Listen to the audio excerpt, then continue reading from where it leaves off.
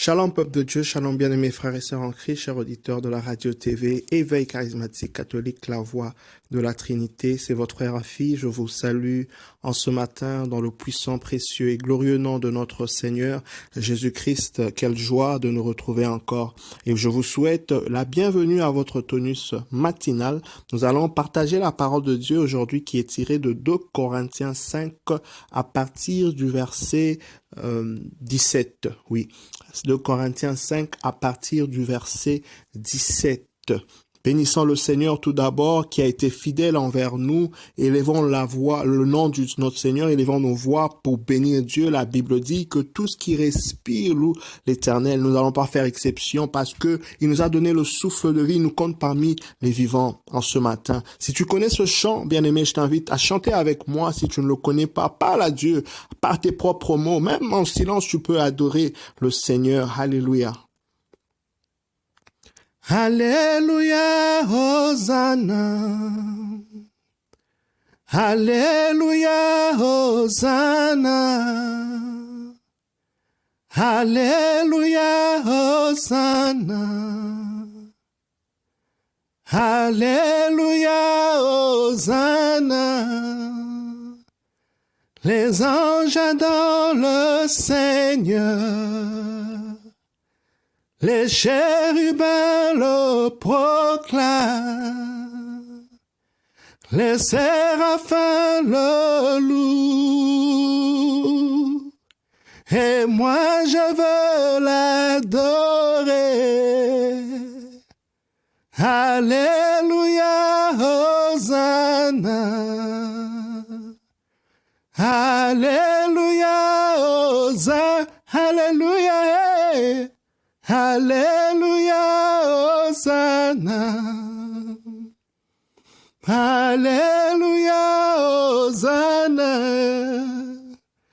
Alléluia, Hosanna. Alléluia. Alléluia, Hosanna. Alléluia, Hosanna. Alléluia, Hosanna. Tendre Père, nous voulons ce matin chanter Alléluia, Hosanna. Nous voulons te donner l'honneur, la gloire, l'adoration, la louange que tu mérites, Seigneur. Merci pour la vie de chacun de nous. Nous sommes reconnaissants, Yahweh. Nous te donnons l'honneur, la gloire. Merci pour ta présence forte en ce matin. Merci pour ta grâce. Merci pour ta présence, merci pour ton amour, pour ta fidélité. Nous te célébrons avec mon frère, ma soeur en ce matin. Nous commençons cette journée avec toi. Si l'Éternel le bâtit, le bâtisseur bâtit en vain, dit la parole de Dieu. C'est pourquoi nous choisissons, oh Yahweh, de te laisser la place, l'honneur, la gloire, la louange, l'adoration en ce matin. Bénir ton saint nom, Yahweh. Te dire merci pour tout ce que tu fais, pour tout ce que tu es pour nous, d'être notre Dieu. Tu as fait de nous un peuple saint. Un sacerdoce royal, Yahweh, un peuple mis à part, sanctifié, Yahweh, merci. Merci pour tout. Merci pour la vie. Merci pour le fait de te connaître, d'être révélé à nous, Yahweh, pour la grâce de savoir qui tu es. Nous sommes reconnaissants. Nous voulons te rendre gloire en ce matin et te dire merci. Merci Jésus pour ton amour. Merci toi qui es notre avocat auprès du Père. Nous te célébrons, nous reconnaissons ta seigneurie, oh Yahweh, dans nos vies. Merci Jésus, Saint-Esprit. Tu es la bienvenue parmi nous. En ce matin, nous reconnaissons que tu es là. Nous t'honorons, nous t'élevons, remplis-nous, conduis-nous dans les voies de Dieu. Sature ce moment de ta présence, sature ce moment de ton onction, Yahweh. Oh Saint-Esprit, viens, Paraclet, prends le contrôle, sature l'atmosphère spirituelle et physique et conduis-nous dans les voies de Dieu. Que personne ne ressort comme elle est entrée en ce matin, au nom de Jésus. Amen. Oui, bien-aimé, la parole de Dieu déclare dans 2 Corinthiens 5, à partir du verset 17, toute personne qui est dans le Christ est une nouvelle créature, est une création nouvelle. Ce qui était du passé, le neuf est arrivé. Et tout cela, c'est l'œuvre de Dieu qui nous a réconciliés avec lui par le Christ et qui à nous-mêmes nous confie l'œuvre de la réconciliation. Alléluia. Je bénis Dieu pour cette parole. La Bible dit d'abord, Christ nous a réconciliés Dieu nous a réconciliés avec lui par Jésus-Christ et ensuite il nous a confié l'œuvre de la réconciliation. On voyait il y a 2 temps. Premièrement, nous sommes sauvés et c'est pour sauver les autres. Nous avons reçu la grâce de Dieu pour faire grâce aussi aux autres. Nous avons reçu le pardon de Dieu pour pardonner aussi aux autres. C'est pourquoi je viens en ce matin, bien-aimé, te rappeler la nécessité que nous avons de vraiment être, je dirais, conciliants, de vraiment être tolérants, de ne pas être durs envers nos frères et sœurs, parce que nous devons reconnaître à chaque épreuve, à chaque situation peut-être difficile dans laquelle nous nous retrouvons dans nos relations interpersonnelles avec les gens qui se présentent devant nous, qui peuvent ne pas penser comme nous, qui peuvent faire des choses peut-être qui, je dirais, peut-être agacent ou énervent. Bien-aimés, c'est là une opportunité que le Seigneur nous offre pour démontrer son amour. Nous devons nous rappeler que nous avons une mission de réconciliation. Et cela veut dire que quand nous sommes dans cette mission, le plus important n'est pas ce que tu vois, mais ce que tu perçois. Tu devras te positionner en tant qu'un réconciliateur ou une personne qui réconcilie justement la situation ou encore l'épreuve. Souvent, bien-aimé, quand une personne te fait du mal, c'est parce qu'elle-même, elle souffre d'un mal. Elle a besoin d'une solution. Elle a besoin d'une aide. Alors, tu devras te positionner en solution par rapport à une personne justement qui peut-être te fait mal, peut-être n'agit pas tel que tu le souhaites. Alléluia. La Bible dit, ne rends pas le mal par le mal, mais tu devras vaincre le mal par le bien. Vous voyez, il y a un cycle de mal qui s'est peut-être ouvert. Et cette personne en face de toi est la énième personne par laquelle le diable est en train de multiplier ses actions mauvaises. Et voilà, pour que tu ne sois pas vaincu par le diable, tu devras mettre fin à ce cycle par ton agissement, par ton action, par ta réaction. Plus tu te plains, plus tu te lamentes, tu n'aides pas la personne en face de toi de sortir de sa situation. Plus tu t'éloignes, plus tu n'apportes pas la solution du ciel par rapport à un problème qui se présente devant toi. Je viens donc, bien-aimé, te rappeler la nécessité de prendre conscience en ce matin que toute épreuve, je parle des relations interpersonnelles, parce que parfois tu entends des gens dire telle personne est difficile, telle personne est compliquée, telle personne m'énerve, telle personne fait ceci, ça me fait ceci. J'aimerais te rappeler en ce matin, bien-aimé, que les épreuves dans ce sens que tu rencontres est en train de révéler au fait un problème que tu dois résoudre dans ton propre cœur. Alléluia. Quand une personne est en mesure de t'enlever la paix et que tu te mets en colère et que tu as rancune contre cette personne, au fait, j'aimerais te dire, ça va te choquer. Le problème, c'est pas lui, le problème, c'est toi. Christ est mort pour toi sur la croix. Il y a quelque chose, une réconciliation d'un caractère, d'un problème qui doit être résolu dans ton cœur. Et pour que cela soit fait, il y a des épreuves qui vont se présenter devant toi. Il y a des gens qui ne vont pas penser de la même manière que toi. Il y a des personnes, n'est-ce pas, qui vont, comme je dis, faire des choses qui vont peut-être ne pas te donner la joie, la paix. Mais comment est-ce que tu réagis? Qu'est-ce que tu vois? Bien-aimé, je voudrais en ce matin t'exhorter d'avoir une mentalité, je dirais, de champion. Une mentalité de vainqueur, de fils et filles de Dieu et non d'esclaves. Cette mentalité nous appelle à voir, bien-aimés, des épreuves dans l'ordre relationnel comme des défis à relever, comme des solutions que nous puissions apporter à ce genre de problème, au lieu de voir, n'est-ce pas, simplement des problèmes et plonger dans les lamentations et peut-être démissionner et ne rien faire pendant que le ciel compte sur toi. La Bible nous dit aujourd'hui que nous avons reçu une mission de réconciliation. Dieu nous a réconciliés avec lui par Christ et il nous a confié, c'est une responsabilité et Dieu te demandera compte. Dieu te demandera compte, bien-aimé. Dieu te demandera quand il compte sur toi pour réconcilier certaines choses dans la vie de ton frère, dans la vie de ta sœur. Ce n'est plus le moment de dire telle personne, de qualifier. D'abord, il faudra éviter de qualifier. Les gens, parfois dans la vie, veulent coller à l'identité des gens leurs expériences, leurs échecs. Tu es comme ça, C'est que la Bible ne dit pas sur une personne, tu ne dois pas employer ce langage. Tu dois marcher par la foi.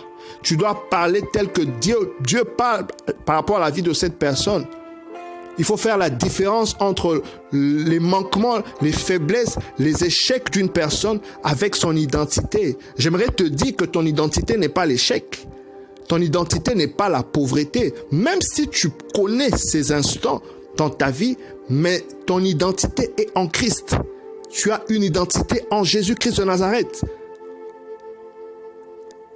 Donc n'accepte pas certains qualificatifs, adjectifs qui veulent aller sur ton identité. Tu peux avoir échoué une fois, mais cela ne veut pas dire que tu es l'échec. Non.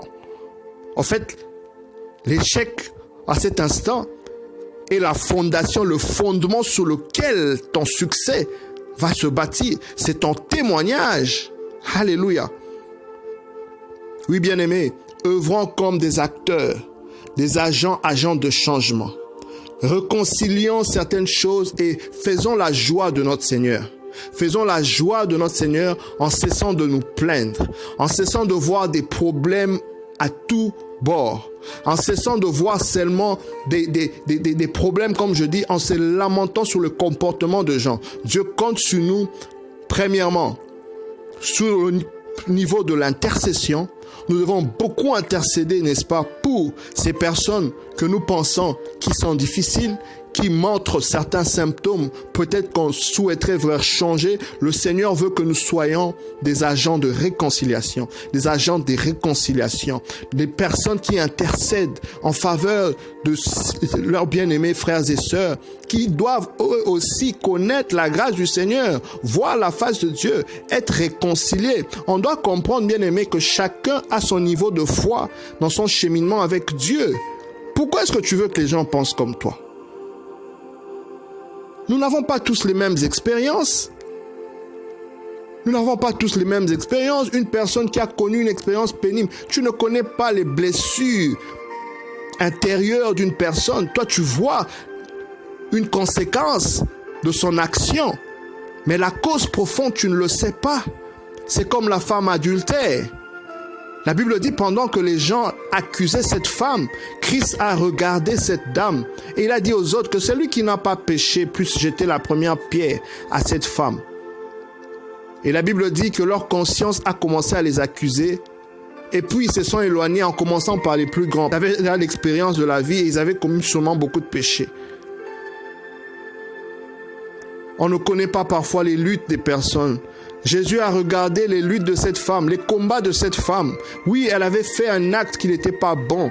Mais Christ n'a pas regardé seulement la conséquence, mais il a regardé une âme qui devait être sauvée. Je viens, bien-aimé, en ce matin t'exhorter à regarder une âme que tu dois sauver. Une âme que tu dois sauver des ténèbres, que tu dois sortir.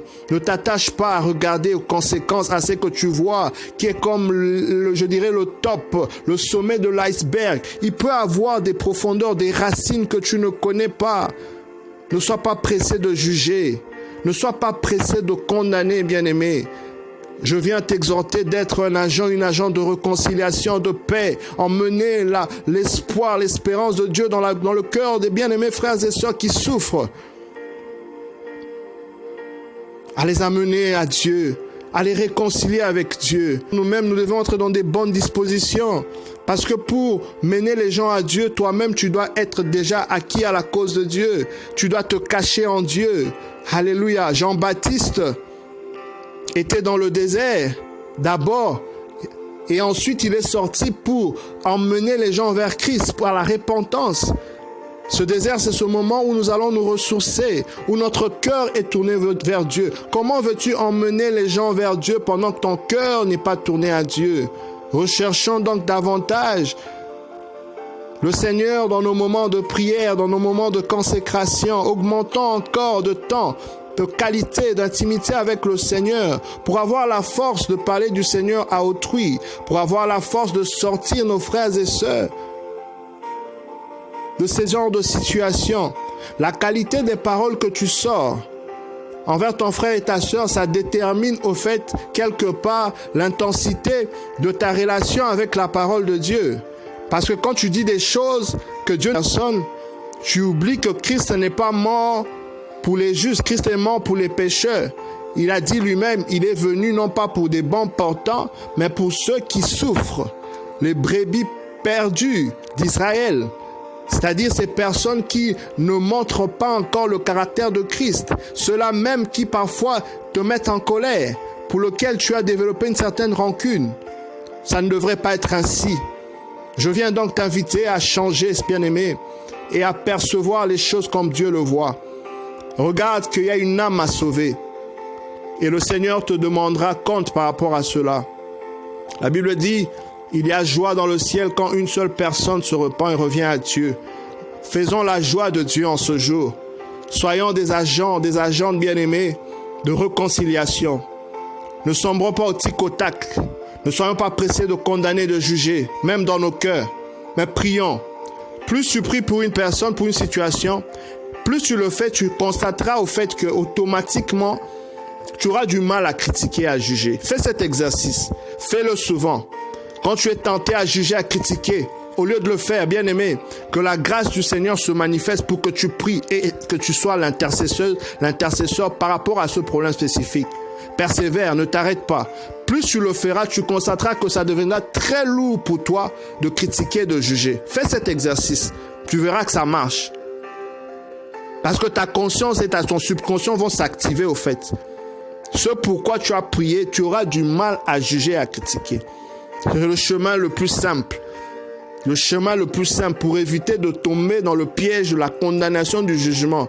Positionne-toi en intercesseur. Parle à Dieu pour cela. Sois un agent de changement. Alléluia.